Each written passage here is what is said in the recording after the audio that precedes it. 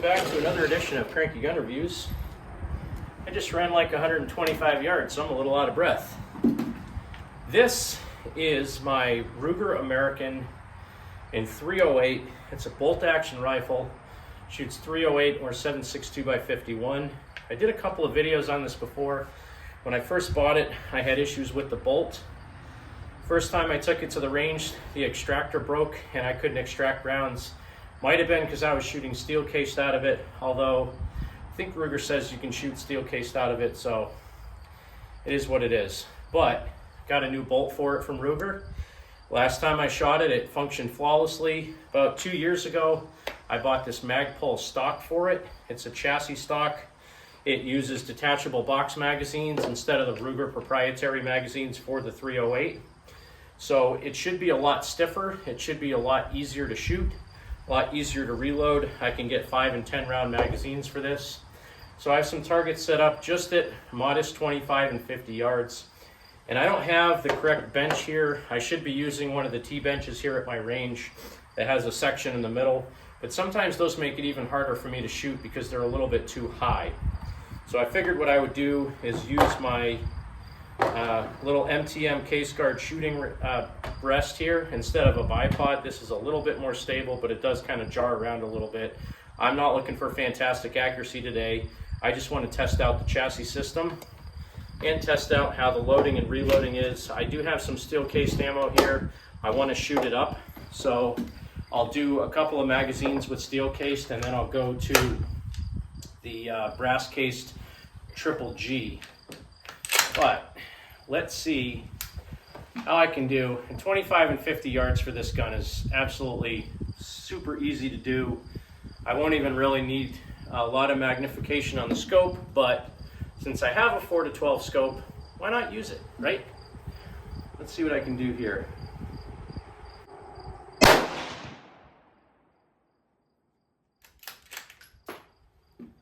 And it does jump around a little bit here, so.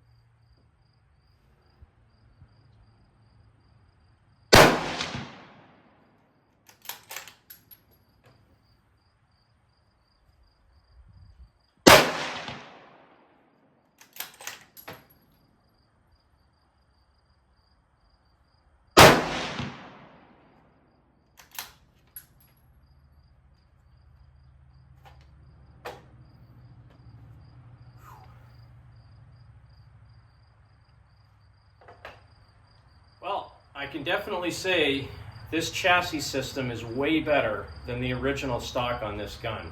Not only is it heavier, it's more rigid. I can adjust the length of pull on this, but I really like the ability for using these larger magazines. These are Magpul. I forget what the part number is on these, but PMag 10 7.62 AC is in Alpha Charlie. These things work great, and that's a 10 rounder. I also have a 5 rounder that came with the chassis, and my accuracy at 25 yards is okay. Most of the rounds are touching. I haven't shot this gun a whole lot, and it does have, you know, quite a bit of recoil. I've already done like 4 shotgun videos and an SKS and a couple of pistol videos today, so My shoulder's already a little bit sore, so I was flinching on a couple of those. I know I'm making all the excuses in the world, but let's see how I do at 50 yards. See how the accuracy is. I'm shooting a little bit low and to the right, so I was twisting my scope a little bit to try to get it on at 25, but let's see where I am at 50. And ever since I got this bolt replaced, this thing is much smoother, even using steel cased ammo. And if you're wondering if this chassis is worth the money, they're well worth the money. They're not that expensive, and it takes a gun that's just okay to the next level, makes it a lot more friendly to shoot, a lot easier to put bipods and slings and stuff like that on with this chassis. You can adjust the length of pull. Again, you can change the height of the cheek riser, and this chassis system with the removable magazines is just phenomenal.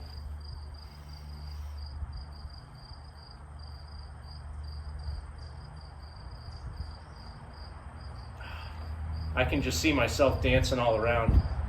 I am not very steady right now.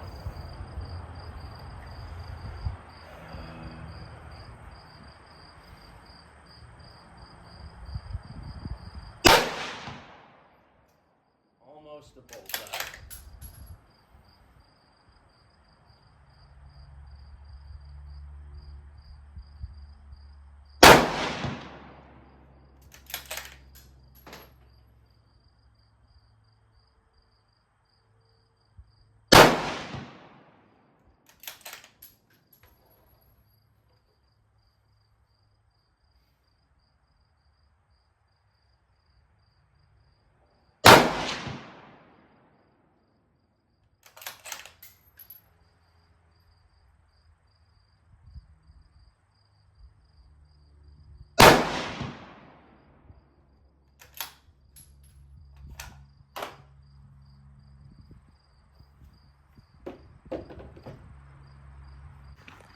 Now, I'm not going to claim that I have the best accuracy with this rifle. I've only put about 100 rounds through it since I bought it, and my rest setup is terrible. The first 10 rounds I shot are right here. I had the first 2 over here. I adjusted, I went too far, I came back in the middle. So there's 1, 2, actually there's 3, 4, 5, 6, 7, 8, 9. There's 3? There's 3 touching right there. There might be 2 here, 4, 5, 6, 7, 8, 9, 10, yeah.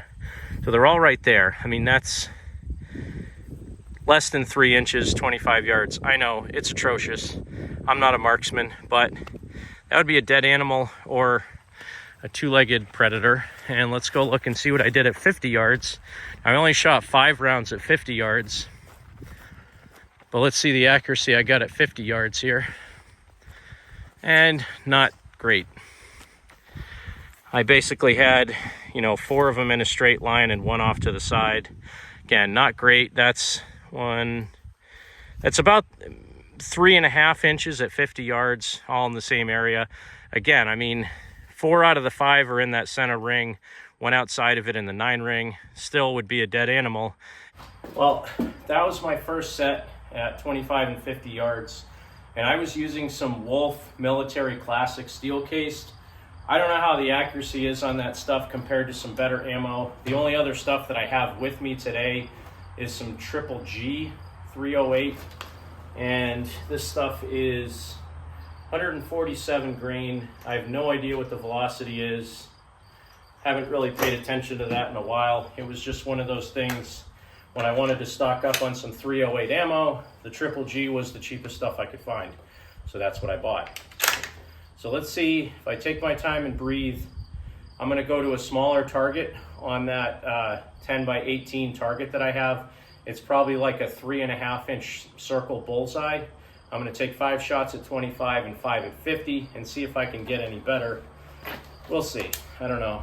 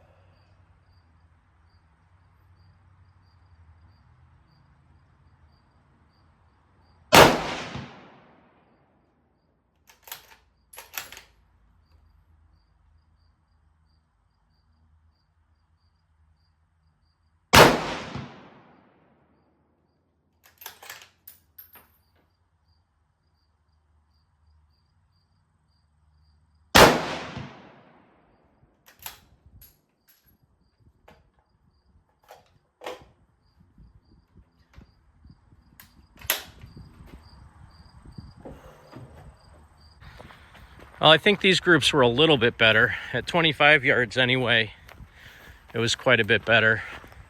Now, I didn't get them all in the bullseye, but they're pretty much all touching. So this was my group at 25. So I had 1, 2, 3, 4, 5. I was aiming for the bullseye. They're a little bit low and right, but 4 out of the 5 are touching. That's in maybe 1 1/8 inches. Again, not terrific. I'm not a marksman, but that was the 308. 5 rounds at 25 yards. Go out to 50. And you guys can make fun of me all you want, but I don't have ideal conditions. And I say it all the time, I'm not a marksman, so. Now, I was aiming at this bullseye on this one. First shot was high and left, second shot, third shot, fourth shot, and fifth shot. So that's, 3.5 maybe by 2. Again, not great. I was moving around a lot. I could actually see the scope bouncing up and down when I was shooting. So not ideal, not a terrific group, but it's something.